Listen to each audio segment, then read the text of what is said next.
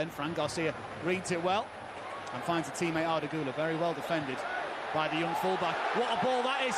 Vinny Jr. has support, but he might go alone. Vinny Jr. World Cup. Forward to Baidu, given away to Jude Bellingham.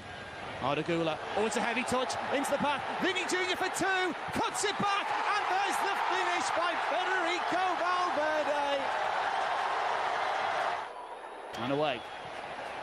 Alexander Arnold through the middle for Gonzalo Garcia. That's not a good clearance by Gadou. Gonzalo Garcia for three.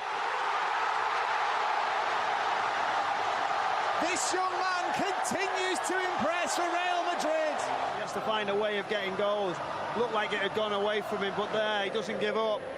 He's out of balance. He has a look, he waits. And this finish is so depth, is so soft.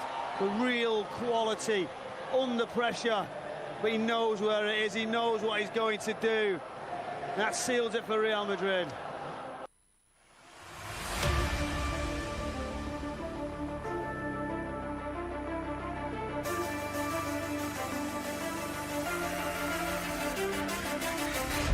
Well, 3-0 scoreline, a victory for Real Madrid, qualifying to the next round of the FIFA Club World Cup. And guess what? Vinicius Jr., who was called to also put his head in the game, scored the first goal, created an assist in the wee hours of today. Trent Alexander-Arnold showing the stuff he's made of, creating an assist in the third goal for Xabi Alonso's side. With that, you're welcome to Kickoff Sports Show. This morning, it is the Friday edition.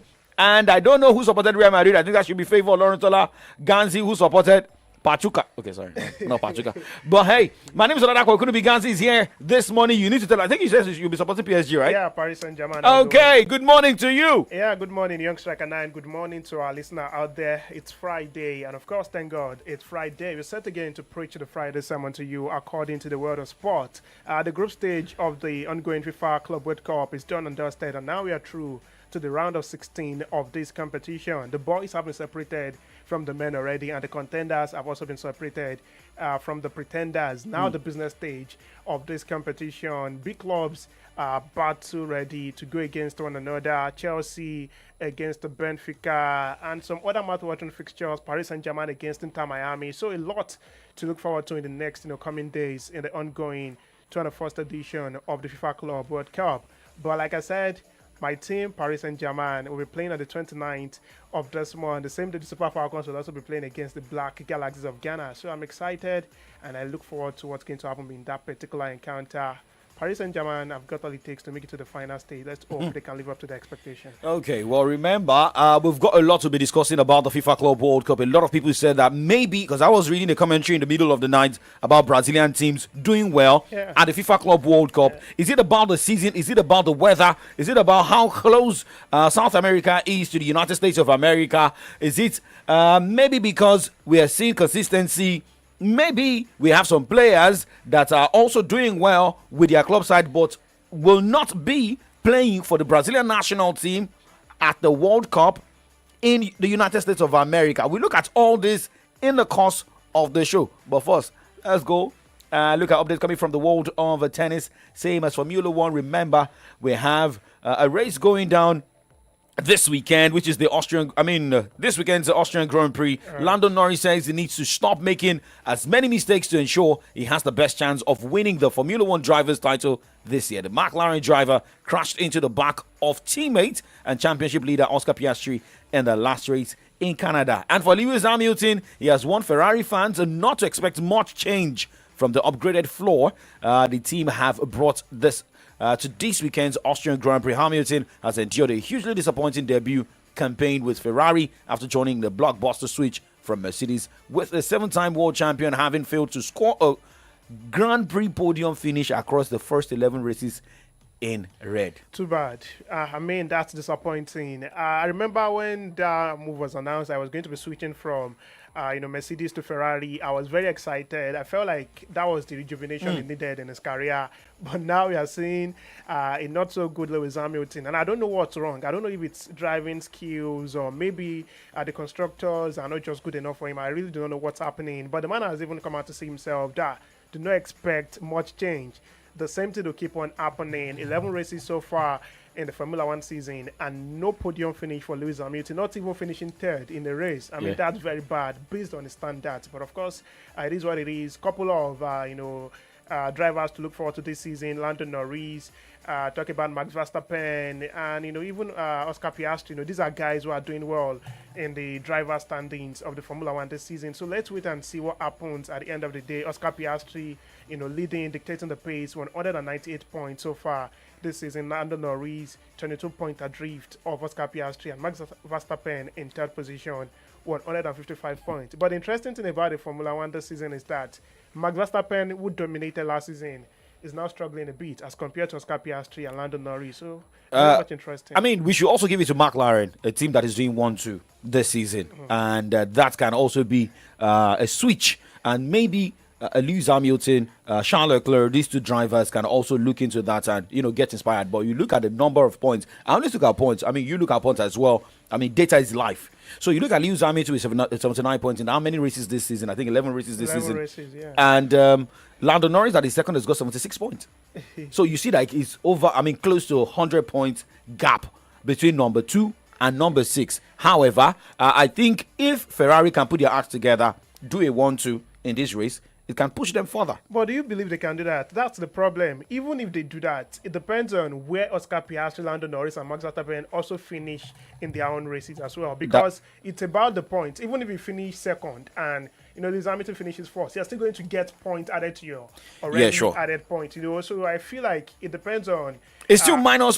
If you have full points and you have someone leading you has few points, it's like a minus point, so added points for your team. Yeah, I understand that, but the point is, I don't think Lewis Hamilton and even Ferrari as a constructor has all it takes to dominate or be consistent. They can win, maybe one race or two races. That could just be a flash in the pan. But at the end of the day, Oscar Piastri, Lando Norris are still going to, keep dominating. If they don't finish first, they are definitely going to get a podium finish in finishing second or finishing third, according to whatever happens. But let's wait and see, though. But I don't think Lewis Hamilton is going to convince anybody. Even the driver has come out to say, don't expect much change. So what do we? Maybe he's trying to take off pressure from himself. There shouldn't be pressure. You are also named. At some point, you were the face of Formula One. Everybody talking about Formula One will mention Lewis Hamilton. Remember, he started the Black Lives Matter. Yeah, he did. Yeah. He did. Honestly, I'm disappointed. I can't lie to you. I was really expecting a lot from him.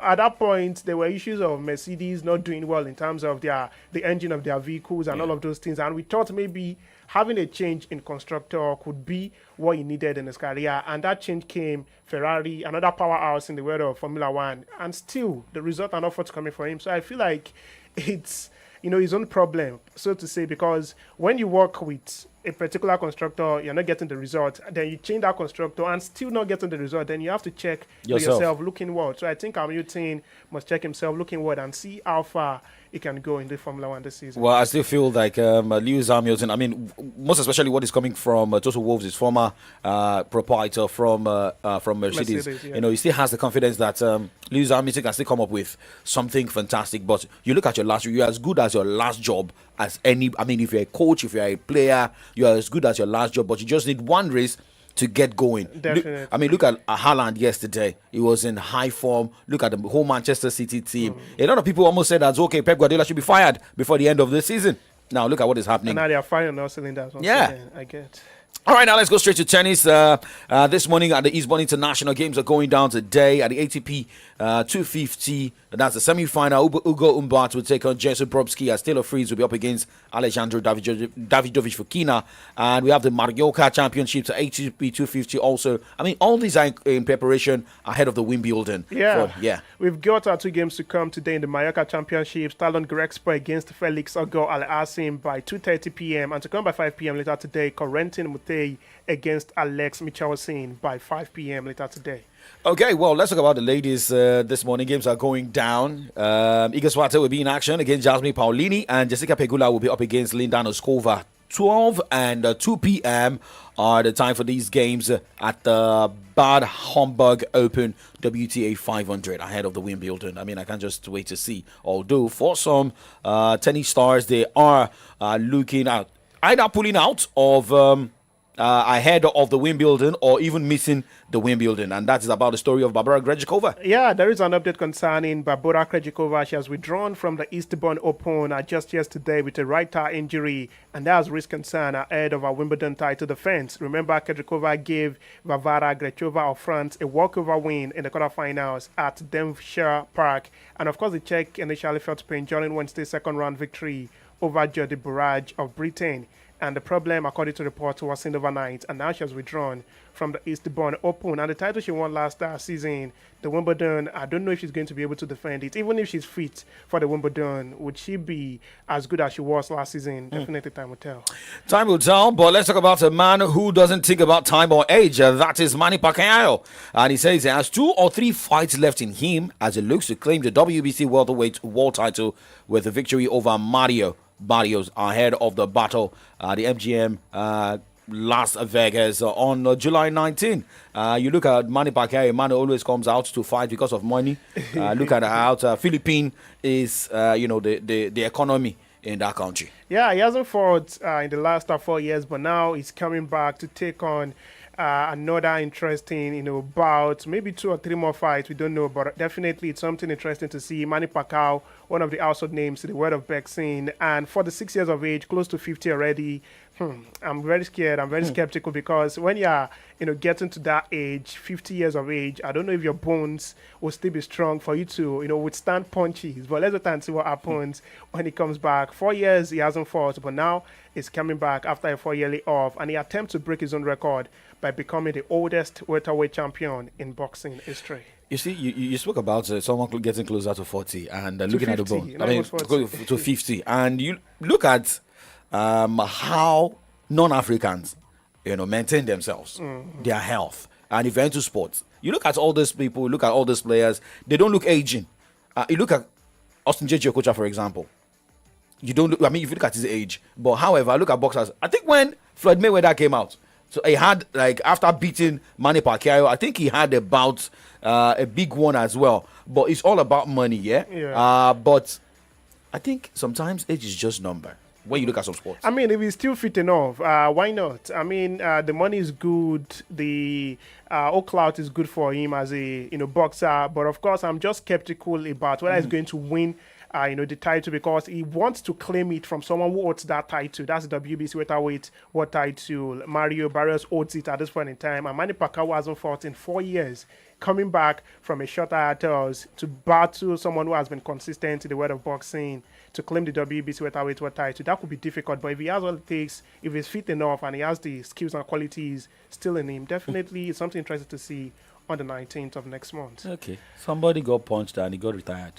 He's here to come out of retirement. I don't want to mention names, but shout out to Tyson Fury, though. But let's go on a break, and when we come back, we talk football from the local scene, what is happening in the States. What is happening here in Ibadan. And there's a football competition going down. Then we talk about the FIFA Club World Cup and talk about transfers. Do not go anywhere.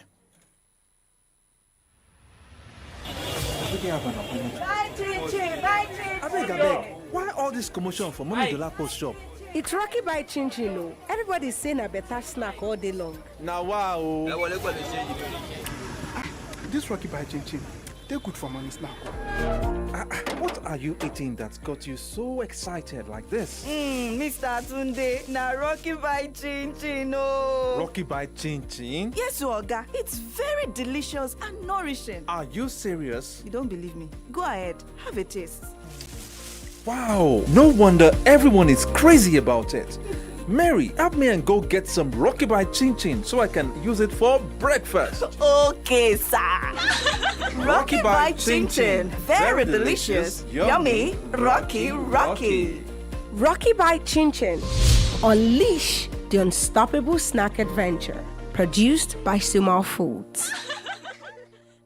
BMTC, TMTC is the option for pregnant woman with HIV. No go lose God, your baby can be HIV. This opportunity, BMTC, oh, is the option for the only option. Pregnant woman with HIV. No baby can be HIV. Oh yes, a woman living with HIV can give birth to a HIV-free baby with the right care, treatment, and supports. All you need to do is go to the nearest health center and start your PMT City services today. Our trained health workers are ready to care for you and your baby with love, respect, and confidentiality. So, what are you waiting for? Take the bold step now. PMT City is free, it is safe, and could save a life. Early detection saves lives. For more information and support, call us now on 6222. It is free. This message is brought to you by the National Agency for the Control of AIDS, NACA, with partnership from the National Orientation Agency, NOA. Now, your one-stop chemical place is here in Ibadan. Oh yes, for all kinds of chemicals and pet bottles, House of Mabel Chemicals and Pet Solutions is the place to be. For nitrosol, caustic soda, soda ash, sulfonic, chlorine, thickener, phenol, pano oil, ethanol, menthol, paraffin, hydrosulfates, wax, industrial camphor, carbolic, formalin, centiacure, diacort A, citric acid, silicate, TEA, carbopor, including borax, shea butter eucalyptus, sulfates, PKO, baking powder, as well as oils like glycerin, hydrogen peroxide, vitamin C, vitamin E, cocoa button, and all kinds of fragrance. All products are available at Ojota price. Visit House of Mabel Chemicals and Pet Solutions today at Camillus Phase 1, Block G, Shop 7, Ogunpa Market, Ibadan. Telephone 0905 411 0044 and 0913 203 6254. House of Mabel Chemicals and Pet Solutions, your one-stop chemical place. News, sports, entertainment, top 100 music on your Remedy Radio dial. Solutions 93.9. Do not touch that dial.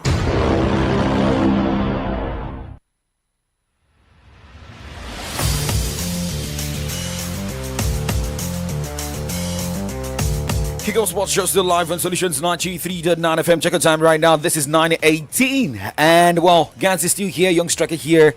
And, well, this morning, Arsenal is not at the FIFA Club World Cup, but there's no problem. Well, Gans is not putting on PSG jersey. But is there any color from PSG's jersey that Gans is putting on this morning? Yeah, the blue. The touch of blue. A wine. And wine. And they have touch of white as well. Actually. Okay. At least for the Arsenal fans that are watching, Jola Osho Henry, who turned Inter Milan fan.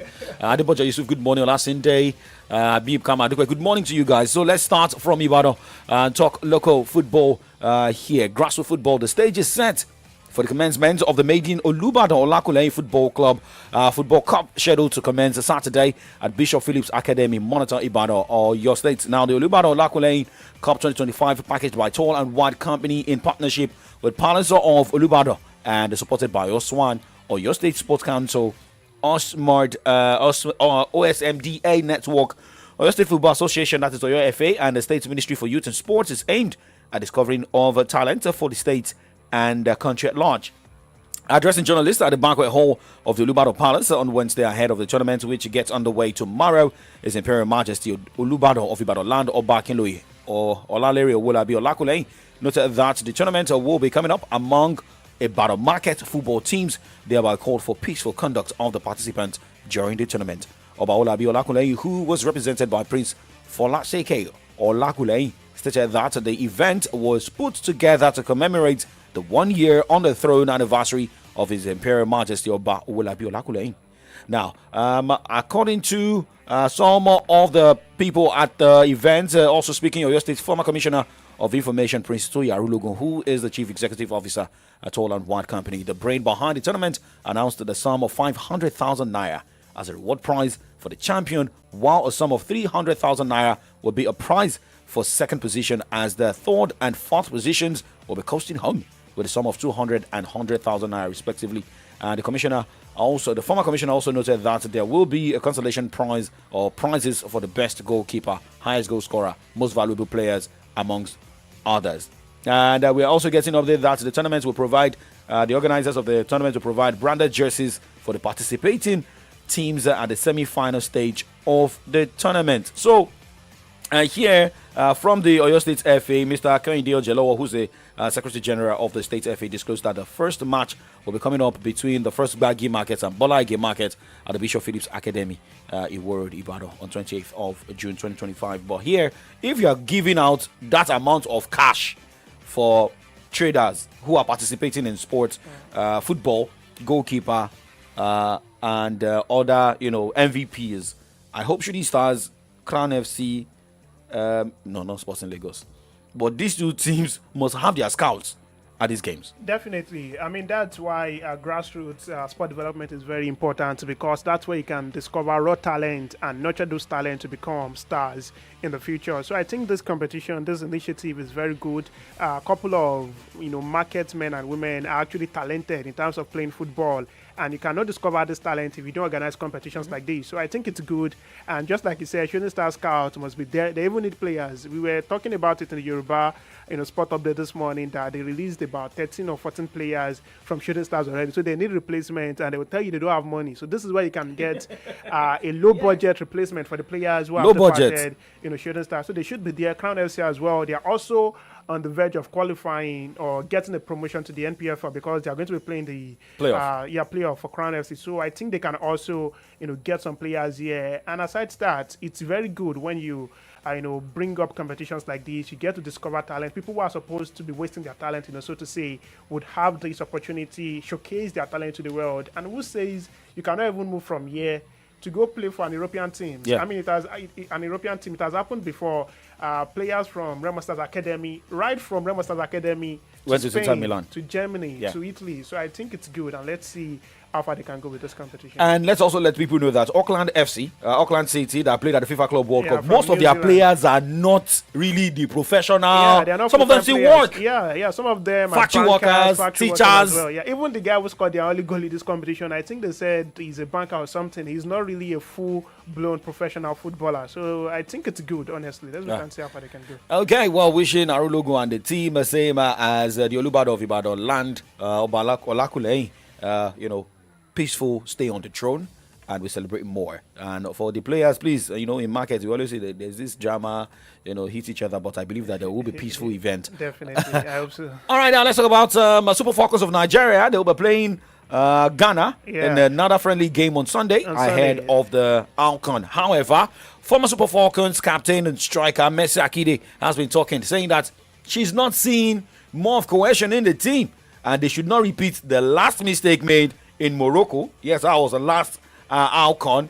To stop playing Celeste football, go focus and win for the Mission X. Very good in their clubs, in their various clubs, and I give them kudos. But when it comes to African football, it's a different ball game. You have to give your everything. You have to play with your soul, your mind, your body for the country. You cannot just go there like what I saw in Morocco. We came fourth. I was tearing up in that stadium. It's kind of like we have the players, but there's no fight. There's no zeal. There's no purpose.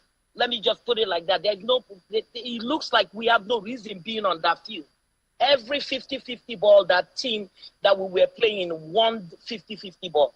So if they are going to go there and want to play Celeste football, like what our people call it, Celeste football, it is not going to work. This is not Celeste football. Because that's what they did 4 years ago, and I'm sick and tired of it. And I'm telling you, I'm saying my mind.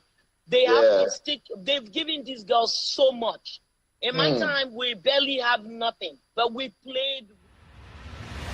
That was Mercy Akide speaking from the US on Channels TV last night and saying that the girls must be focused, most especially those who are just coming up. Yeah, I feel like what she's trying to say is that the girls must go back or return to the physical style of play. And I think that's going to come back with the new coach we have now, Justin Madugu. He's a home boy as compared to Randy Wardrum, who was an overseas coach when he took them to Morocco last time out. So I think the Super Falcons will churn out a good performance, and they are going to be very physical in terms of their football. And we saw that in the game against Portugal, the friendly game against Cameroon as well. They were very physical. So hopefully they can bring their A game into this competition that will start on the 4th of July. All right, remember Nigeria is in the Group C of the AFCON alongside Tunisia, Uganda, Tanzania for the AFCON. But now, moving on the show this morning, let's talk about the FIFA Club World Cup as we wrap up here. So I read a commentary about Brazilian teams at the FIFA Club World Cup. All the teams qualified to the round of 16. And if you look at, this is like, can we say that football still lives in Brazil? I mean, it's evident. Honestly, the way they say football in Brazil is beyond ere daraya. They see it as business. They take it seriously. Culture, exactly. religion. No matter the competition they are playing, they are going to put out their best teams. Just go there to go make out, to go make a statement and go there to go win the titles, and that's why all of them, were able to make it past the group stage. So for me, I think football in Brazil keeps on developing. They keep, nurturing talent every now and then, and their teams are actually, very good. Palmeiras, Fluminense, and even Botafogo. Yeah, Botafogo as well. These are clubs that really did well in the group stage. So let's wait and see what they can do in the round of 16. But unfortunately, they're going to be facing each other. Palmeiras, Botafogo, two Brazilian sides facing in the round of 16. Meaning one Brazilian team is sure of qualifying to the quarterfinals. And let's look at what happened to African teams at the FIFA Club World Cup. None of them got to the round of 16. That speaks volume about the quality of football we play. Do we have any Portuguese team? Okay, one Portuguese team. Yeah, Benfica and a couple of English teams, or maybe two. Manchester City and Chelsea, then Paris Saint-Germain, one French team. Bayern, one German team.